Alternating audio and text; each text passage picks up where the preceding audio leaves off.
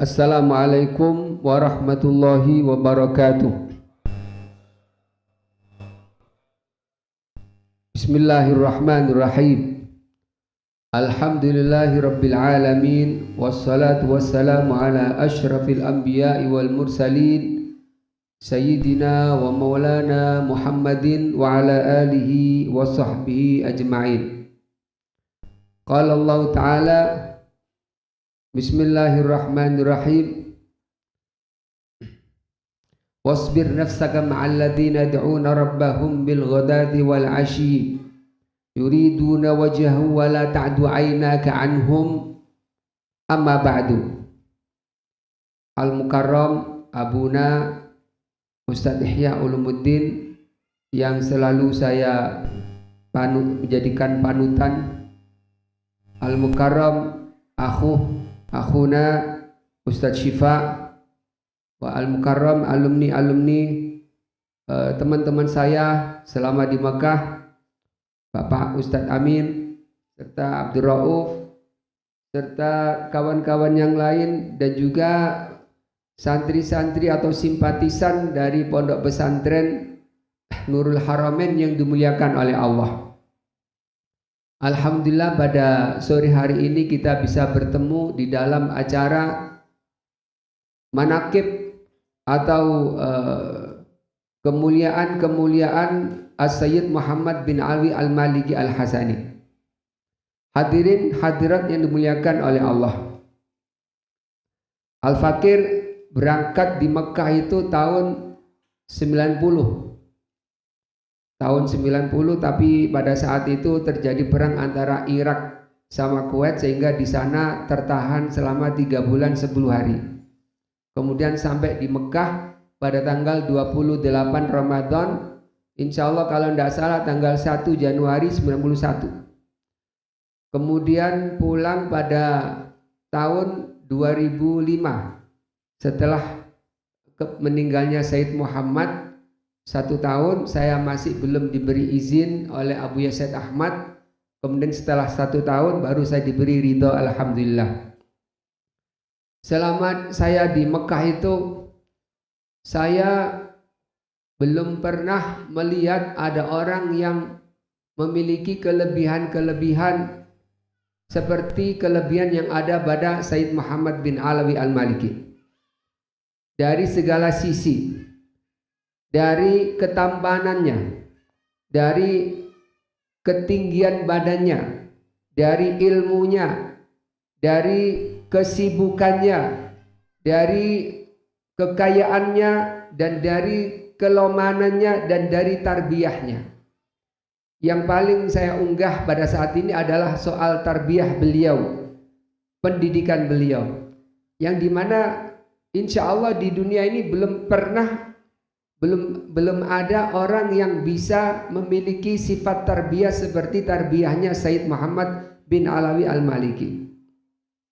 Beliau itu dalam mendidik murid-muridnya betul-betul dengan sesungguh hati, menyerahkan segala hartanya, pikirannya, hatinya untuk murid-muridnya. Tidak pernah ada yang dimilikinya kecuali diperuntukkan kepada santri-santrinya.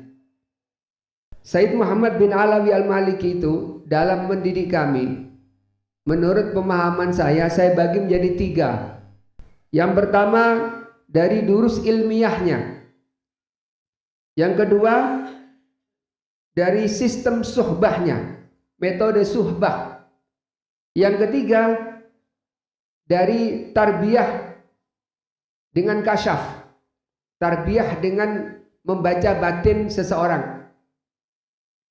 Untuk yang pertama ini, dari durus ilmiah ini, kita selaku santri yang pertama dulu, sebelum kita diajari oleh beliau, kita diwajibkan untuk membaca sholawat sehari itu kadang-kadang 12.000, 10.000. Jadi lebih daripada 10.000. Dan kita waktu datang itu tidak langsung dimasukkan di kamar, tapi dimasukkan di tempat yang dinamakan musola. Setiap anak yang masuk itu tidak langsung masuk kamar. Kalau masuk kamar langsung masuk kelas. Tapi beliau tidak. Beliau menyuruh santri-santri baru itu diletakkan di musola dan hanya disuruh wirid. Wiridnya itu sholawat ya, sholawat nariyah ya, sholawat munjiat. Sehari itu 10.000, ada yang 12.000 tergantung nanti keinginan beliau. Jadi sehari itu kita itu mulut qomat kamit. Baca sholawat terus. Sholawat Muhammad, sholawat munjiat ya nariyah dan macam-macam. Dan itu tergantung beliau menginginkan kapan pindah ke kamar, dipindah. Kalau belum, insya Allah sampai 1 tahun tetap di situ. Aku nak siap berapa bulan, Jan? 8 bulan. Itu mahar. Sebelum masuk, maharnya masuk pondok itu baca sholawat. Kemungkinan itu hikmahnya adalah untuk membersihkan kerak-kerak batin manusia sebelum ngaji. Jadi harus dibersihkan dengan sholawat. Demikian juga al-fakir. Saya mungkin di musola itu kalau tidak salah sekitar 7 bulan. 7 bulan baca sholawat, tidak ngaji. Tidak dikasih ngaji, suruh baca sholawat dulu. Kemudian setelah kita masuk kamar, kita itu disuruh kalau ngaji sama Buya, cuman disuruh baca tok, tidak diterangkan. Disuruh baca Sahih Bukhari, ada waktu untuk membaca tok. Jadi untuk orang-orang yang senior-senior saya, mereka baca kitab sama Buya diterangkan. Tapi untuk saya yang masih baru, disuruh datang ke majelis, ditentukan tempatnya, waktunya, mungkin ba'dal asar waktu itu, hanya disuruh baca, enggak diterangkan.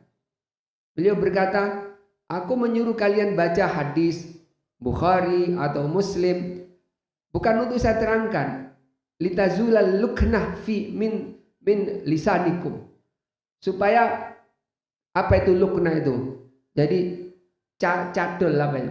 Bahasa Jawanya itu. Apa itu cadal? Jadi biasa kita menggunakan huruf Latin menuju ke makhraj Arab ini tidak bisa langsung, maka disuruh baca hadis. Suruh baca hadis begitu saja. Sampai lama. Tidak diajari juga. Kalau kita mau diajari, dan diajari dengan pengajian umum gitu aja. Nah itu. Jadi itu pendidikan Said Muhammad itu untuk pertama kali tidak diajari ilmu. Batinnya diarahkan dulu. Diarahkan dulu batinnya.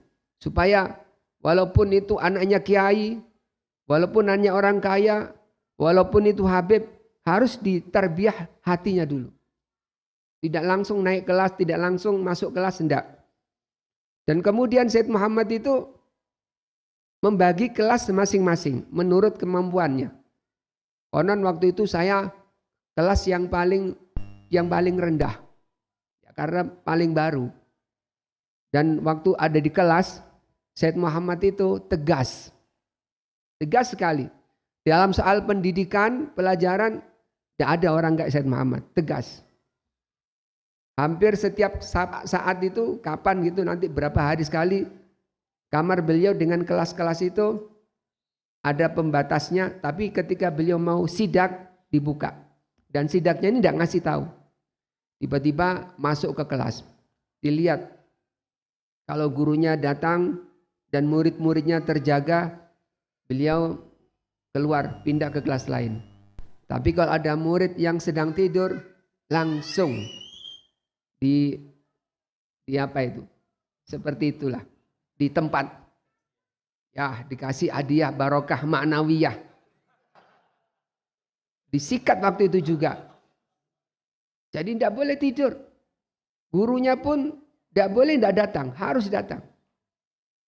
Bahkan beliau itu kalau ada guru nggak datang, tanya kepada yang mulaziminnya seperti umpama Ustadz Kamal Marzuki, Sof, fulan itu ngajar nggak? Kemudian datang ke Buya, Toyib.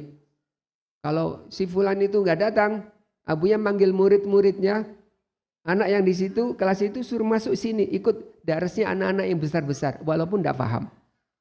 Apa tujuannya Abuya? Biar Abuya itu selalu dekat sama murid-muridnya. Abuya itu tidak pingin jauh sama murid-muridnya. Dan Abuya itu tidak pingin ada murid ada nganggurnya. selalu diaktifkan. Kalau di depan Abuya, murid-murid ini seperti kelas saya itu disuruh baca sholawat. Ay agra hizib saifi, agra bahar sekian kali, baca sholawat sekian kali. Ya kita baca. Ada orang baca, kita dengarkan tok dan kita baca wirid. Walaupun kita tidak paham waktu itu. Jadi maksudnya Buya itu agar jangan sampai anak-anak itu jauh dari mata beliau.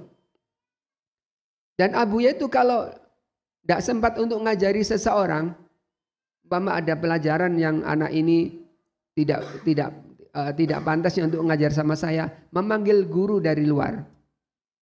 Umpama Syekh Ahmad Rukaimi, karena Abuya itu madhabnya kan Maliki. Didatangkan guru yang bermadhab Syafi'i yaitu Syekh Rukaimi. Kemudian juga kalau anak-anak ini butuh untuk membaca Quran, tahfidz Quran, didatangkan guru tahfidz dari luar. Karena pada waktu itu saya berguru kepada As-Sayyid Nabil Ghomri. Dan alhamdulillah hatam di tangan beliau. Jadi kita, ya maksud saya Abuya itu kalau tidak mendidik langsung karena keadaan, memanggil guru untuk didatangkan ngajari murid-muridnya atau anak kandungnya. Jangan sampai anak-anak itu nganggur. Jangan sampai waktu itu ngawas nggak ada faedahnya. Diaktifkan terus. Tidak boleh ada nganggur. Dan alhamdulillah dengan datangnya guru ini, banyak waktu itu zaman saya itu banyak anak yang khatam Quran di tangan Ustadz Nabil ini. Fahad, Ghazali Langitan, saya, Amin, Haris, dan yang lain-lain. Alhamdulillah. Apalagi kalau anak-anaknya Buya, Said Abdullah, Said Ahmad itu semenjak kecil sudah ditahfidz dulu. Karena metodenya orang Arab itu sebelum diajari kitab, ditahfidzkan Quran dulu. Kenapa?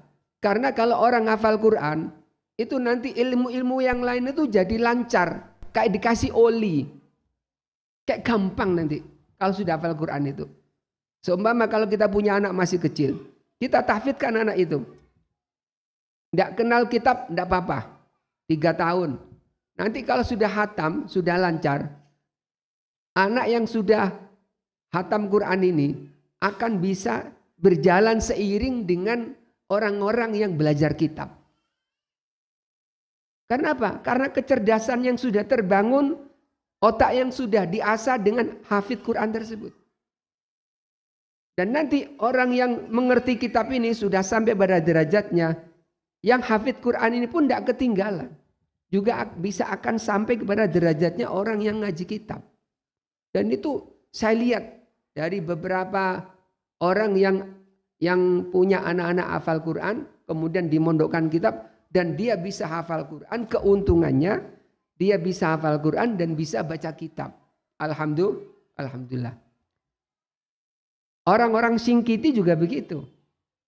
Orang-orang Singkiti yang terkenal hafidz Qurannya dan hafidz mutun-mutun itu, mereka itu menghafalkan anaknya mulai dari umur 5 tahun. Kemudian saya tanya kepada Syekh Muhammad Amin Singkiti kemarin itu, Syekh, kam adatan yahfadzul Quran indakum? Katanya beliau, rata-rata mereka hafal Quran itu umur 7 tahun, sudah hatam. Taib, wa akhir syekh kam? Paling lambat berapa? Paling lambat itu umur 9 tahun dan itu ada masalah itu. Ada masalah pada dianya. 9 tahun. Makanya kayak Syekh Muhammad Amin Singkiti ini, seperti ini, di sana tidak asing. Tidak asing di sana. Dulu sebelumnya Syekh Muhammad Amin Singkiti ini dulu ada nama Syekh Muhammad Bukhari, As-Sayyid Singkiti, datang ke Mekah. Masya Allah, dia itu kalau tidak ada apa-apa, baca Quran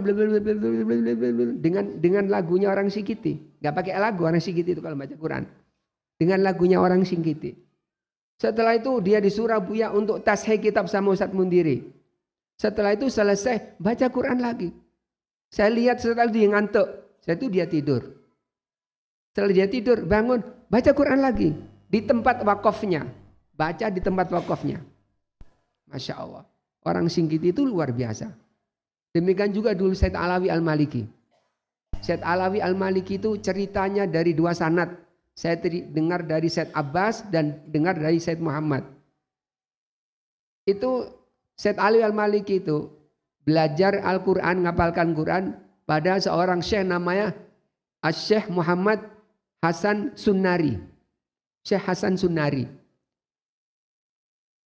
Dalam umur yang masih muda ya, mungkin umur 5 tahun, 6 tahun, tidak tahu. Alhasil ceritanya pada saat Syed Alawi itu umur 8 tahun, kurang dikit, beliau itu pernah sakit sehingga tidak bisa ngelalar Qur'annya. Setelah itu sembuh. Setelah sembuh datang hadir lagi ke majlisnya Syekh. Begitu datang di majlisnya Syekh sama Syekh ini disuruh ngulangi. Ayo baca. Karena kemarin nggak sempat untuk murojaah, nggak bikin sempat setoran baru, nggak bisa baca. Maka sang Syekh itu gergeten, dipukul, dicotos Syed Alawi. Ya mohon maaf, biasanya kalau guru Quran itu suka gergeten. Nggak di mana itu. Mohon maaf, guru Quran itu nggak di mana. Kebanyakan orangnya suka gergeten. Kalau orangnya kalem itu mukjizat itu. Kalau ada guru Quran orangnya kalem itu mukjizat. Guru saya Ustadz Nabil Gomri luar biasa, keren. Termasuknya Syekh Ahmad Sunnari, Muhammad Sunnari, Hasan Sunnari ini. Itu keren. Setelah dipukul keluar darahnya ini Syed Alawi. Pulang. Setelah pulang ketemu sama uminya. Yaitu Aisyah Al-Qurdiyah. Ya, Aisyah Al-Qurdiyah. Datang sambil nangis, uminya langsung marah. Arek cilik digebuki kok ngene. Basa Arabe, basa Jawane ngono ae. Arek cilik diwantem kok ngene. Endi bapak? Endi bapakmu gak teko-teko iki? Syed Abbas maksudnya. Abahnya belum datang Syed Abbas. Begitu datang langsung umiknya marah-marah sama Syed Abbas. Dilon, arek cilik digebuki kok ngene. Kono tanda ngono gurune ku. Tandanya gurune kono. Bahasa Jawa nih gitu. Akhirnya Syed Abbas orangnya agil, ulama besar. Katanya, "Taib bukra." "La, dahin." "Taib bukra, mau fi bukra, fi bukra fi." Bukankah besok ada hari lagi? "Taib bukra," katanya uminya. Awas besok tapi. Gitu. Akhirnya Syed Abbas datang sama Syed Alawi. Yang waktu itu umur Syed Alawi sekitar 8 tahunan. Setelah datang ngetok pintu, tok tok tok. Lah kebetulan Syekh Hasan Sunnari itu duduk sambil memegang Al-Quran. Begitu yang datang itu Syed Abbas langsung Qurannya bergetar. Qurannya bergetar. Karena Syed Abbas ini wa ma adraka ma Syed Abbas. Orang alim. Ahlul Bait, dekat sama pemerintahan dan orangnya tinggi besar. Kemudian langsung Syed Abbas masuk dan subhanallah Syed Abbas itu duduk di bawah. Sementara Syekh Hasan Sunnari itu duduk di kursi. Duduk di bawah, Syed Alawi itu bingung, ya apa ini? Sama Syed Abbas dibilang, "Aja jawab, duduk." Akhirnya duduk. Setelah itu, ya Wad. Qabl rijil syekhok. Cium kaki gurumu. Dicium sama Syed Alawi. Lah begitu kakinya dicium oleh Syed Alawi, bergetarnya ini bertambah. Bergetarnya bertambah. Kemudian menangis. Syekh Hasan Sunnari menangis, terharu. Lah iya, ono wong alim, sayyid, lengkap. Isok lungguh nang ngarepku ngongkon anake ngambung sikilku. Betul-betul tawaduk orang ini. Kemudian Syekh Hasan Sunnari kemudian mengangkat tangannya Syed Alawi, "Qum ya Wad," berdiri. Kemudian didekatkan ke dadanya, "Aftah fammak," buka mulutmu. Kemudian sama Syekh Hasan diludai. Kemudian makan ludahku. Setelah itu dilek sama Syed Alawi.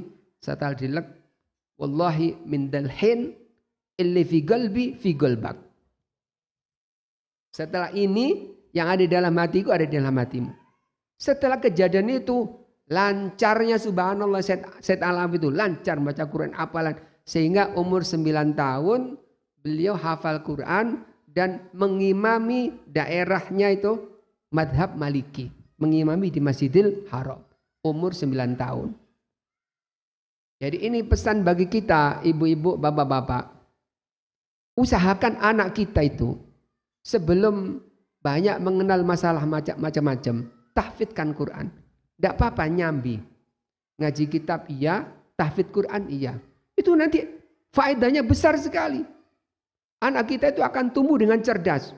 Anak kita bisa menempuh yang tidak ditempuh oleh orang yang ngaji kitab biasa.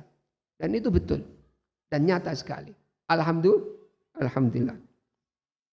Jadi Said Muhammad itu pendidikannya membuat beberapa kelas. Dan kalau sudah beliau memasrahkan kepada seorang guru, beliau tidak memasrahkan begitu saja. Beliau itu ngawal guru itu, dikawal. Sudah datang belum gurunya? Dikawal. Sudah pulang belum atau sudah pulang apa belum gurunya? Sampai sebegitu. Kemudian anak-anak kalau sudah selesai suruh ke sini nunggu sholat duhur bersama saya. Jadi tidak boleh ada jam kosong. Tidak boleh ada anak duduk di jam pelajaran. Itulah Said Muhammad. Jadi Said Muhammad itu sehari-harinya tidak pernah senggawang begini, dia tidak pernah. Tidak pernah. Selalu gini, nulis. Makanya umur beliau sama karangannya itu lebih banyak karangannya. Jenengan heran sama Imam Nawawi umur 40 tahun karangannya Ar-Raudhah, Al-Muhadzab, Riyadhus Shalihin, Arba'in Nawawi, apalagi Irsyad Tullabil Hadits dan macam-macam. Umurnya 40 tahun. Kok bisa umur 40 tahun kitabnya sedemikian banyaknya? Ini contohnya Said Muhammad ini. Said Muhammad ini. Dulu saya punya koran tak clipping. Tahun 90 waktu meninggal Said Muhammad itu koran bicara tentang Said Muhammad semuanya. Di dalam koran itu dikatakan Said Muhammad ini hidup di zaman abad 20. Tapi kegiatannya seperti zaman Imam Suyuti. Kenapa? Waktu masih mudanya beliau itu melanglang buana ke negara-negara. Ke India cari hadis, cari guru. Ke Pakistan, ke Sudan, ke Mesir, ke negara-negara Arab. Jadi kesana kemarin tuh nyari guru. Padahal beliau sudah cukup ngaji dari Masjidil Haram, gak entek ngamek bisa. Tapi masih tetap mengikuti apa? Mengikuti jalan masyayikh pada zaman dahulu. Sampai diceritakan gini. Said Muhammad itu cari nama ulama yang ulama ini terkenal, pingin dirapatkan sama Said Alawi.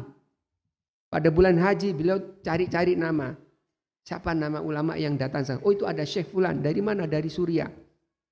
Datang beliau ke maktabnya ulama dari Suriah itu. Kemudian Assalamualaikum Siti Syekh. Kaif halak? Taib alhamdulillah. Ya Siti Syekh, abah saya itu dari dulu dengar namanya sampean. Mendengar ceritanya manakibnya sampean. Abah saya itu sekarang kangen betul sama sampean. Pingin ketemu sama sampean tapi gak sempat-sempat. Monggo Siti Syekh kalau tidak berhalangan saya bawa jenengan ke rumah saya.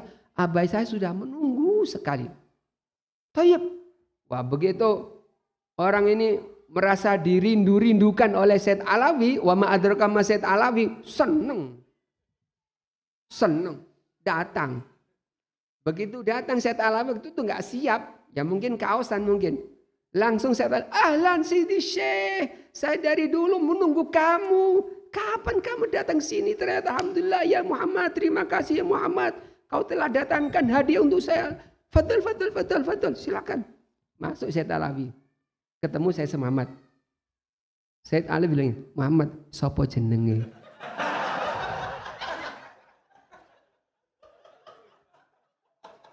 Muhammad, sopo jenenge? Itu loh. Dari senengnya sama ulama sampai beliau itu mencari-cari siapa ulama datang biar dekat sama Said Alawi. Pernah juga waktu di Mesir, Abuya minta ijazah dari muridnya Al-Bajuri. Namanya Syekh siapa itu? Saya lupa itu. Muridnya Syekh Bajuri yang punya kitab itu. Muammar, umurnya lebih dari 100. Datang ke beliau, waktu beliau kuliah di Mesir, kemudian datang ke tempat yang jauh, Said, daerah Said, daerah tinggi. Saya tuh minta ijazah. Namanya Abuya kan Hasan. Muhammad Hasan. Dia itu Muhammad Alawi. Dia ngasih nama untuk Alawi. Untuk Alawi. Akhirnya ditulis. Lah sama Abuya nggak dibaca itu. Ajaztu li as-Sayyid Alawi. Kiranya Syekh itu yang datang itu Sayyid Alawi, bahkan Muhammad Hasan. Akhirnya sama Abuya nggak dibaca. Kemudian datang ke muka Abuya, bilang, "Bah, saya dapat ijazah, bah." Apa itu? Dari muridnya Syekh Bajuri. Apa itu tulisan? Coba ini dibaca. Loh, ini untuk saya Muhammad ini. Tuh lihat ini. Ada ijazah li Syekh Ali untuk saya ini, bukan untuk kamu. Loh, bah, tapi aku mintanya untuk saya, bah. Aku minta untuk saya itu. Ya enggak. Pokoknya kanggo aku. Kau ini apa jaluk dhewe merono.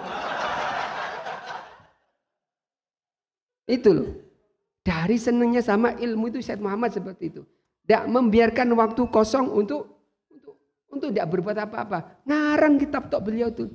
Kalau tidak ngarang kitab, nelpon konco-konco ini, kef halak. Kalau tidak gitu nyuruh anak-anak untuk apa gitu bersih-bersih. Alhasil dia tuh sama ilmu itu tidak bisa lepas. Ya, itu bagian pertama. Bagian pertama kesimpulan saya. Bagian kedua, metode suhbah. Yaitu kedekatan antara murid sama santri. Syekh Muhammad itu tidak mau jauh dari muridnya. Biar kelihatan semuanya. Dimulai dari mana? Dimulai dari jamaah. Jamaah itu kita wajib.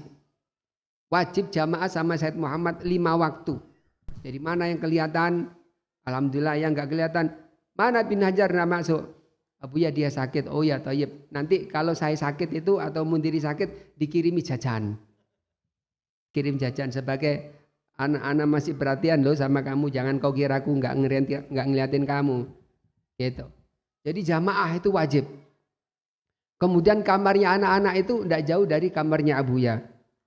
Kalau setiap malam Jumat dan Jumat malam 1 beliau itu mengadakan acara salawatan kecil-kecilan. Tujuannya untuk apa? Untuk kumpul gitu. Saling hadap menghadapan. Dan itu ya ikhwan wa akhwat, saling memandang antara murid sama guru ini pengaruhnya luar biasa. Luar biasa. Saya kemarin itu pernah bertamu ke rumahnya Ustadz Ali Imran. Di situ saya baca-baca, tak pelajari tembok-temboknya, rak kitabnya, tak deloi. Saya itu alhamdulillah orangnya senang mempelajari sesuatu. Ini tadi sama Kang Huda, Kang, lawamu ke api Kang, tak pelajari sama saya. Segala sesuatu saya pelajari. Di rak kitabnya Ustadz Ali Imran itu tertulis begini. Idza wujidatil qabiliyatu minat talib ma'ana dharil muallim la hasala fathun azim. Bila ada respon dari murid selalu merespon dari guru, al-qabiliyah. Kemudian guru memandang kepada murid, maka di saat itu akan terjadi futuh. Ternyata tadi itu tulisan itu, bacaan itu ada di tafsir Sawi. Hasyiah Sawi. Itu dalam ayat apa? Ya ayyuhalladzina amanu la taqulu ra'ina wa qulu dzurna wasma'u. Nah, tafsirannya wasma'u sama aqabulin. Sama aqabil. Artinya mendengar dari guru. Jadi guru didengarkan, kemudian diterima, enggak didengarkan tok. Kalau zaman sekarang kan didengarkan tok tapi enggak diterima dalam hatinya. Enggak. Makanya kalau zaman sekarang itu murid-murid itu kok enggak berhasil. Ya karena dengarkan tok tapi hati enggak nerima. Tapi itu tulisannya sama aqabulin. Maka jika murid bisa seperti itu, mendengarkan omongan guru dan diterima di dalam hatinya, dan guru memandang kepada murid tersebut, maka la hasala fathun azim. Bertemunya murid sama guru ini akan menghasilkan power yang luar biasa, yang akan mempertahankan, yang akan melindungi murid itu suatu saat terjaga dari syubhat-syubhat. Syubhat, kayak aneh gak apa-apa tapi gak oleh. Terjaga, diamankan oleh Allah Ta'ala. Dan itu saya ingat ada suatu hadis dalam Sahih Bukhari katakan, ada seorang yang bernama Handhalah. Handhalah ini berkata kepada Rasulullah, "Ya Rasulullah, nafaqal Handhalah." Waqala Nabi sallallahu alaihi wasallam, "Wa madzak?" Ya Rasul, saya ini munafik. Rasul kaget. Kenapa kau munafik? Kunna nakunu indak tadzakarna bin nar wal jannah ka'annaha ra'yain. Fa idza kharajna min indik afasna al azwad wal aulad wad dai'at katsira. Kami ini ya Rasulullah, kalau di dekat jenengan ingat surga, ingat neraka, seakan-akan surga neraka itu ketok. Seperti kelihatan. Tapi kalau kita sudah pulang ketemu sama anak sama istri, lupa semua. Urusannya membuat kita lupa dari surga dan neraka. Lalu Aba jawab dari Rasulullah SAW. Faqala Nabi SAW. Walladhi nafsi biyadih. Lau tadumuna ala ma takununa indi. Wa fi dzikri la safahatkumul malaikatu ala furushikum wa fi turikikum. Andaikan ya Handhalah, kalau kamu di keluargamu seperti kamu di depan saya terus-menerus begitu, kamu disalami sama malaikat. Kamu disalami sama malaikat dan kamu tidak kuat karena kamu bukan nabi. Makanya kamu sama Allah Ta'ala hikmahnya dipulangkan biar lupa dari surga dan neraka. Dan kamu akan disalami sama malaikat di jalan-jalan, bahkan di kasurmu kamu akan disalami sama malaikat. Kenapa? Karena pertemuan antara guru sama murid itu membuat power, kekuatan yang luar biasa. Sehingga orang yang biasa kumpul sama guru sama murid itu suatu saat nanti kalau ada fitnah macam-macam sama Allah Ta'ala diiling no guru. Iling gurumu.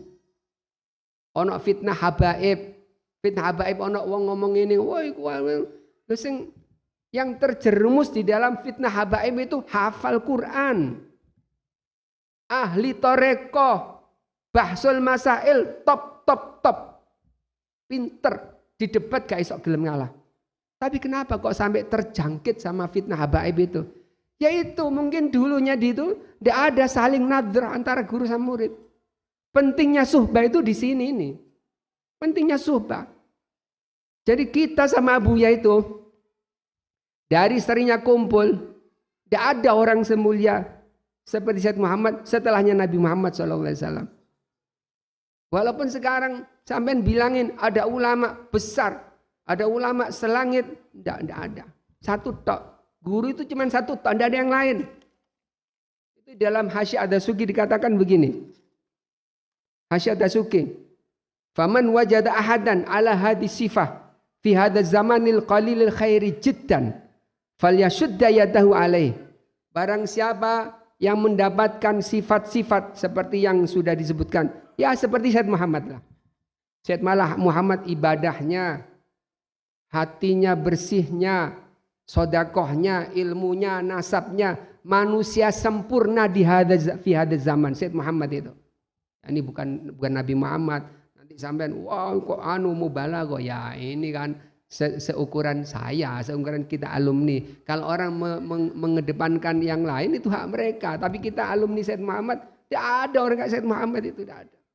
Tidak ada. Tanyakan sama ini. Tidak ada. Betul. Sayyid Muhammad itu satu-satunya orang yang tidak ada setelah Nabi Muhammad yang mulia seperti Sayyid Muhammad. Tidak ada. Jadi katanya Hasyiah Ad-Dasuki mengatakan, faman wajada ahadan ala hadis sifat, barang siapa yang mendapatkan sifat seperti itu fi hadzal zaman al-qalilil khairi jiddan, di zaman yang di sini kebaikan itu sudah sangat sedikit sekali, falyashudda yadahu alaih, maka pegang teguh guru seperti itu. Pegang teguh. Wal ya'lam annahu la yajid lahu thaniyan fi asri. Yakini bahwa di kemudian hari tidak ada lagi guru seperti itu. Satu-satunya tok. Kesempatan itu hanya untuk satu kali. Allah tidak menciptakan kesempatan dua kali. Cuman satu kali. Seperti kita alhamdulillah. Kita berguru sama guru yang bernasab sampai kepada Rasulullah SAW, kepada Abuna Ustadz Ihya Ulumuddin. Jangan kemana-mana, sudah cukup guru satu aja. Tidak usah pindah sana pindah sini, satu aja cukup yang menyampaikan kita kepada Rasulullah SAW. Kelanjutannya, idman yakunu ala hadis sifa qariban minha la yakunu minhum fi akhir zaman. Karena orang yang bersifatan seperti itu di akhir zaman seperti ini tidak ada lagi. Tidak ada lagi. Dulu di kitab karangannya Syekh Hasan Masyad, saya lupa kitabnya itu, diceritakan di dalam cerita ada seorang tabi'in berkata kepada sahabat Abdullah bin Zubair, wallahi ya Abdullah bin Zubair, andaikan kami ini bisa bertemu sama Rasulullah SAW, saya tidak akan membiarkan Rasulullah kakinya nempel ke tanah. Tak gendong sama saya. Saya gendong kalau saya ada di zamannya Rasulullah. Apa kata Abdullah bin Zubair? Ya, setiap orang itu ada zamannya masing-masing, Mas. Dulu pada zaman saya, pada perang Khandaq, Rasulullah itu menyuruh orang untuk memata-matai musuh. Man ya'ti bi akhbaril qaum. Siapa orang bisa mendatangkan atau mata-matai musuh. Di waktu yang dingin, di waktu yang di situ dilanda rasa takut sampai wa balaghatil qulubul hanajira wa tadhunnuna billahi dhununa. Sampai Al-Qur'an mensifati begitu takutnya sahabat atas serangan musuh yang tiba-tiba karena orang yang sedemikian sedikit ditawur sama orang, semua orang Arab dan yang campur sama Yahudi. Wa balaghatil qulubul hanajira wa tadhunnuna billahi dhununa. Takut itu kan di sini. Enggak, sama Allah dibilang sampai ke sini mau keluar. Mau keluar. Nah, itu pada saat itu tidak ada orang yang ngomong ana ya Rasulullah, enggak ada. Yang ngomong saya, Mas. Ana ya Rasulullah. Kemudian Rasulullah diam. Mengulangi lagi, man ya'tini bi akhbaril qaum. Tidak ada yang jawab. Zubair bin Awam ngomong ana ya Rasulullah. 2 kali, 3 kali beliau bertanya lagi, man ya'tini bi akhbaril qaum. Kemudian Zubair bin Awam ketiga kali ngomong ana ya Rasulullah. Maka beliau bersabda, inna likulli nabiyyin hawari wa inna hawari Zubair bin Awam. Dia hawari, dia pembela saya, dia penolong saya. Artinya apa? Artinya setiap masa itu tidak mungkin ditempatkan di masa yang setelahnya. Kalau kita ini di masa tabi'in dicampurkan dengan masa Rasulullah, dihidupkan di masa Rasulullah, tabi'in tidak kuat. Tabi'in tidak kuat mengalami apa yang dialami, musibah yang dialami oleh para sahabat. Demikian juga kita. Kita kalau sudah ketemu sama guru di zaman seperti ini dengan orang yang sudah tepat, jangan berharap, wah kalau seandainya saya ketemu sama Sayyid Muhammad, nanti saya begini, sampai tidak kuat. Tidak kuat sampean sama Sayyid Muhammad. Kayak gini-gini ini, dipukul, mental, mulai langsung. Nangis. Temen ya, jaluk mulai langsung. Jadi orang-orang yang ada di zaman saya, sama zamannya beliau, umpamanya saya ditaruh sama Allah zaman saya tidak kuat. Tidak kuat. Karena begitu Sayyid Muhammad itu yang dilihat itu bukan seperti yang kita lihat. Beliau itu melihat sesuatu itu dengan sesuatu yang tidak bisa kita lihat. Kita melakukan sesuatu yang sepertinya kita itu biasa, tapi menurut beliau itu salah. Lalu ngudek teh, nek wis ngene, ojo dibaleni ngene. Mbok sebabnya apa karo aku? Pernah ngudek ngene, seret, dibaleni. Wis. Gara-gara ngudek teh tok. Keliru. Mbok sebabnya apa karo? Sampai sekarang aku tak tahu. Jadi Sayyid Muhammad itu begitu. Memandang sesuatu tidak yang dipandang oleh orang-orang. Jadi begitu tegasnya, begitu wirid, begitu kuatnya wirid. Dulu saya nututi zaman Sayyid Muhammad itu mencoba wirid orang-orang lama ditaruh di masa saya. Suruh baca wirid ini sekitar 2000, tidak boleh bergerak seperti tahiyat awal. Hampir 2 jam. Tidak tahu kalau Syifa ini, kalau ini nututi waktu 2 tahun, 2 jam duduk seperti tahiyat awal. Mbok, mari ini ngadeg rasanya kayak deglok kabeh sik lagi. Bener ya? Ndak kuat. Itu padahal satu wirid. Dan yo zamane Ustaz Ihya, zamane fitnah. Mereka ini katanya suruh hizb bahar sekian. Suruh baca hizb nasr sekian.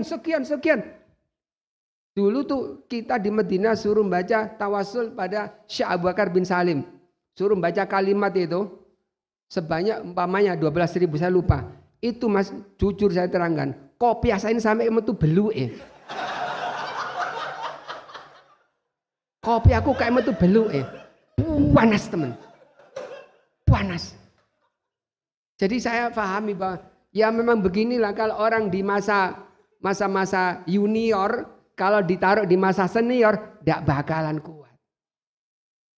Makanya ibu-ibu yang punya anak di sini, yang sudah mengenyam sini, wes gak usah dipindah. Oh jadi pindah, wes nang kene sampai entek. Nek duwe anak wedok cek oleh bojo-bojo nang kene. Allahumma. Sing danalan cek oleh tunangan nang kene. Allahumma. Wes dikawinno insyaallah karo Khol Syifa ini. Kon nek gak ngawinno bajut kon. Sebabnya kamu sudah di beat jadi bapaknya orang banyak. Nek kon gak ngawinno kebacut. Subhanallah. Jadi itu metode suhbah ya. Kembali kepada metode suhbah. Jadi suhbah itu dekat sama murid. Jadi murid itu dipanggil gantian. Umpama saya dapat jatah hari Sabtu. Itu bukan sholat jamaahnya, tidak ada hari Sabtu. Mulai dari jam 9:30 sampai jam 2 siang. Ada di Abuya. Bersen-berseni, ngelap-ngelapi. Makanya saya pikir-pikir, opo yo arek-arek iku nek pamit nang Abuya gak langsung dikei pulin. Saya rasakan sekarang itu. Bahwa guru itu kalau ada muridnya pulang itu kehilangan betul. Gak ada yang bisa dilihat lagi. Gak ada yang biasa dilihat dipanggil, kok gak ada kemana, itu susah. Orang yang dididik mulai dari kecil sehingga besar kok njaluk pamit. Wes nang kene pok jong. Mas yo nang kono padha ae karo nang kene. Wes gak usah pindah nang kene ae. Ojo nang ndi kon ngaji nang kono alif nang kene yo alif. Kayaknya begitu Said Muhammad itu. Jadi kita yang sudah pamit itu kadang dikasih izin ke Ustadz Solihin itu umur 9 tahun sudah pamit. Enggak tahunya sampai 25 tahun. Ustadz Solihin. Sampai 25 tahun. Tapi ya bati. Dia anak papat ya. Dia anak papat alhamdulillah. Dan yang lain-lain. Jadi Said Muhammad itu merasa kehilangan. Kalau sampai muridnya pulang itu. Dan saya dengar-dengar Ummunna rahimahullah ta'ala. Waktu anak-anak villa yang biasa khidmah di sana itu sudah pamit sama Abuya, kemudian pamit sama Ummuna itu nangis. Walaupun beda laki perempuan, tapi mereka itu ahlullah itu berkumpulnya sama kita itu tidak di fisik tok, tapi di batin. Batin mereka itu selalu terkait sama kita, walaupun Ummuna itu perempuan. Apalagi Said Muhammad. Said Muhammad itu kalau kelihatan ada anak-anak sini pijet, gak polanya dipijet, enggak, tapi pingin cidek, pingin dengar sholawatan kita pijet, baca sholawat apa gitu, baca wirid apa, dipijet. Itu kita waktu tugas hari Sabtu itu untuk itu toh, supaya anak itu tidak lepas dari gurunya. Subhanallah. Lah ini loh jarang. Guru-guru jarang semacam ini jarang. Tidak ada guru-guru yang bisa mau berkenan, berdekatan dengan Said Muhammad sampai hampir 24 jam ini tidak ada. Said Muhammad itu juga termasuk daripada kedekatannya kepada kita. Kalau ada makanan dari villa, Ya wad, anzil atau amin villa. Anzil kunafah. Ambil tamis, ambil full, ambil coklat, ambil apa? Bawa sini. Pada malam Jumat itu. Dibagi-bagi di depannya. Kalau kecil bagi 2. Saya sama Khal Syifa. Atau kunafah bagi 2. Itu apa? Biar makan bersama. Minum bersama. Bahkan renang pun bersama. Abuya tuh punya kolam renang, bukan punyanya tapi punya Hasan Sindi. Kolam renang, Abuya renang sama anak-anak gantian. Jadi kalau Abuya ke sana, anak-anak ke sini. Kalau Abuya ke sana, anak-anak ke sini. Peti.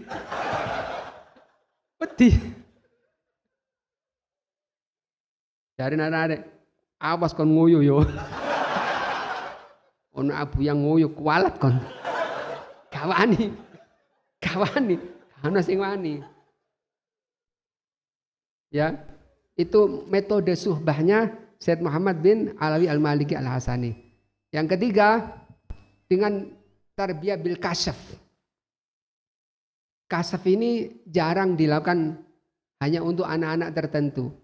Kasyaf ini untuk mendidik sesuatu yang menurut hukum syariat bukan pelanggaran.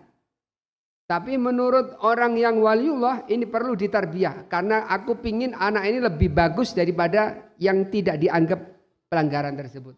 Hasanatul abrar, sayyatul muqarrabin. Dididik dengan seperti itu. Dididik dengan seperti itu. Umpama ada orang yang kretek di dalam hatinya sedikit aja. Panggil sama Abu ya. Kalau apa kon ngene. Dipanggil. Kan tidak apa-apa menurut syariat kan. Kalau apa kon ngene. Bahkan ya ikhwan, ya akhwat, ada santri yang di dalam hatinya sudah sekarang ini, sudah saat-saat ini, ada sedikit golil adab sama Syed Muhammad. Tekok begitu, didatangi dalam mimpi. Didatangi dalam mimpi kemudian Abuya melakukan perbuatan tingkah laku yang memarahi orang itu. Jadi Abuya itu mendidiknya tidak pada waktu masih hidup tok. Di saat-saat seperti ini pun teman-teman itu didatangi kalau ada kesalahan-kesalahan yang mereka lakukan. Dulu zaman dahulu masih zaman hitam putih. Ada namanya Habib Husain Al-Habsyi, saudaranya Sahibul Maulid. Waktu dia haji bersama murid-muridnya, Al-Habib Husain Habsyi ini dia itu nggak mau gampang untuk hormat sama orang. Azizun nafas, bahkan ada syarif on lewat di depannya, kalau dia sembojong begini, tidak kemudian kakinya ditarik, tetap sembojong. Waduh Habibe, kan gitu. Artinya azizun nafas, hanya beliau orang alim, waliullah, wah ini raja, nggak mau. Tiba-tiba waktu beliau haji di satu kemah sama muridnya, datang orang tidak pernah dikenal oleh murid-muridnya.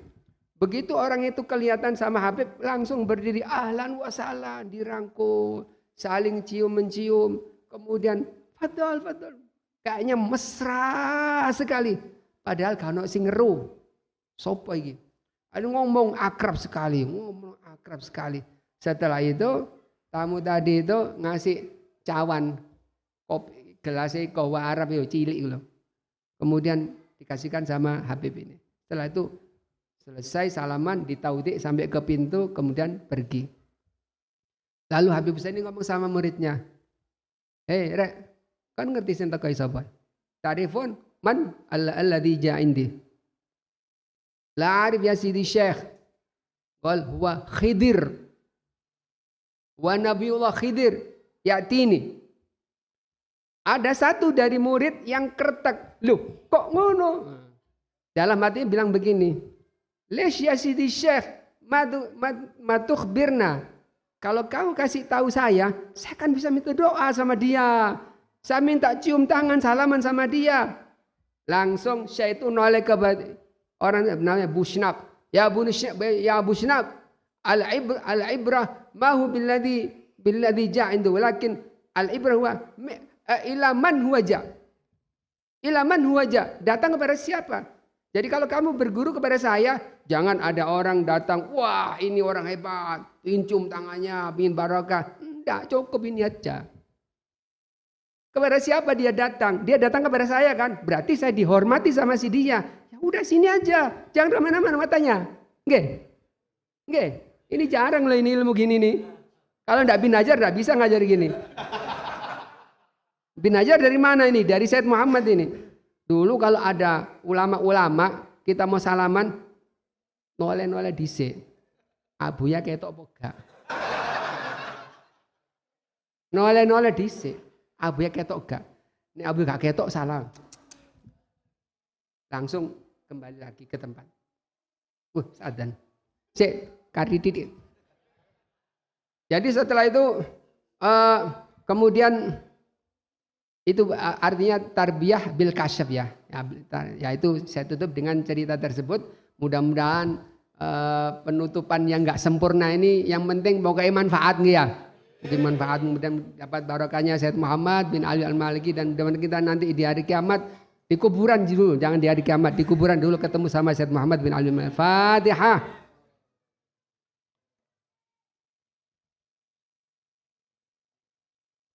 Wassalamualaikum warahmatullahi wabarakatuh.